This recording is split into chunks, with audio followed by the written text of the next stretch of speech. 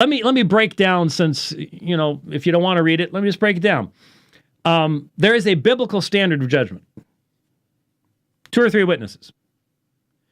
And mobs are not vehicles for God's justice, even when they are made up of weeping, crying, also sensitive, lovely people who call themselves Christians. It's still a mob.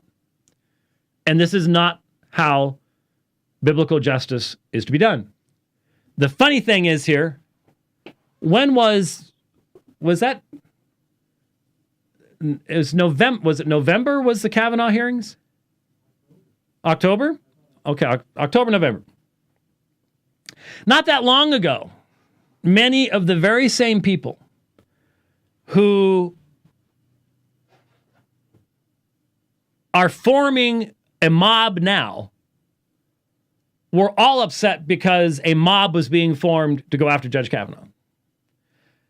The very same people who once talked about due process, not worried about it now. There has to be some type of consistency. There has to be some level of consistency here. So, if you recognize that the left was railroading Justice Kavanaugh, then you can't then just turn that off later on in another situation. The same biblical standards have to apply.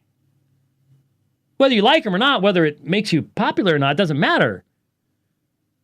Due process is due process. So, here's some of the quotes. In looking at investigations, did it meet the criteria? Was there an opportunity for cross-examination? Boy, we could talk about that on another issue. Was there a presumption of innocence? Was anyone allowed to face their accuser? Was there time allotted for both the prosecution and the defense? Due process is a good thing. Yeah, exactly.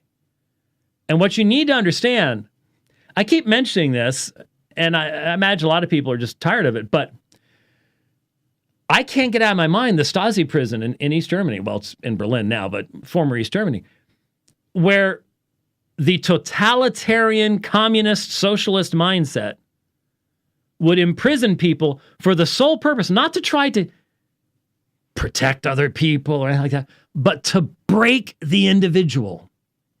Their whole purpose. It's 1984 all over. If you've read 1984, this was what happens in 1984. You break the person, you get them to love Big Brother, then you kill them. But you had to break them first, because that's what a totalitarian government's all about. And so the whole issue in the Stasi prison, there was never due process. It was a sham. You could never face your accuser, didn't need to have an accuser. All those fundamental things of justice, which, by the way, came from the biblical law, done away with. Done away with. We should be the people that are most sensitive to that. But when a mob forms and you buy into we've got to do something right now, you can't follow biblical standards of justice at that point. You can't do that. So, someone had said, Voldemort had said, the Southern Baptist Convention is teetering right on the verge of getting sucked down the woke hole. In my view, about the only person with enough throw weight to keep that from happening, and who actually might want to keep that from happening, was Al Mohler. Again, if you didn't read it, you wouldn't notice this, but he said a lot of really positive things about Al Mohler in this article. But evidently, he doesn't get any credit for anything positive he might say about, praying for Al Mohler and but he did that terrible thing 20 years ago, so I just don't care. Was Al Mohler, and I believe that for all intents and purposes, the bad guys have effectively neutralized him. We'll see. It's possible. Later on, but when a horror story happens, here's what's called reflexivity, okay? But when a horror story happens and someone starts using it as a lever to introduce some systemic changes in line with their agenda, and someone else responds to this proposal for systemic change with a reminder of the broader context, This is fully appropriate and necessary.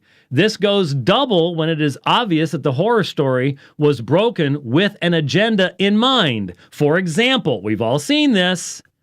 If there's a school shooting and someone tries to comfort us by reminding us how many schools weren't shot up that day, then he is a blockhead.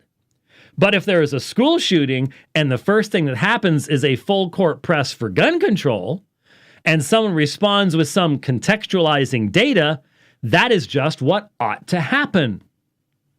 So my point here is not to stand by these numbers as necessarily rock solid. I have my doubts, but it is to insist on equal weights and measures and on the need to compare apples to apples. If we need systemic change on how to deal with sexual predation of children, then by the way, there was a paragraph, jump paragraphs there. He talked about the sexual abuse of students in the public school system with literally not 700, not 7,000, not 70,000, not 700,000, but millions of students that have been impacted. That's where he was talking about these numbers.